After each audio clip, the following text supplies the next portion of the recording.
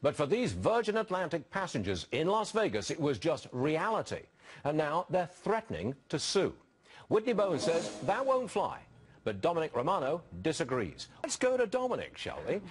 You say, Dominic, that they can sue. Now, remember, please, they got $600 each, and they got a night in a hotel in Las Vegas. And you still think they can and should sue? Well, they don't have it yet. They have the right to that. In this case, what happens in Vegas, in this case, McCarran Airport, doesn't necessarily stay in Vegas.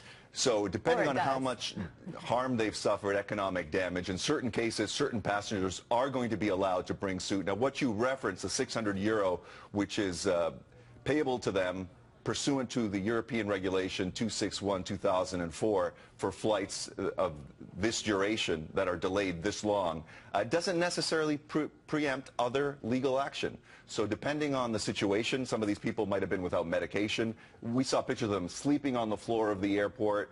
You know, yeah, you don't want to bring them back in a plane that's hot, but who's responsible? Don't you open up a Pandora's box if you say, well, this level of hardship is a little bit too much, therefore they can sue? I mean, you've opened a box here, haven't you, Dominic? Well, 33 hours. That's over a day's delay. Now, the question is, did the airline do everything it could have done? Did it have spare parts available? Could the rudder have been fixed? At one point, there was an extended delay. The passengers apparently were shuttled back and forth between the hotel and the airport and being told, oh, no, now the plane's too hot.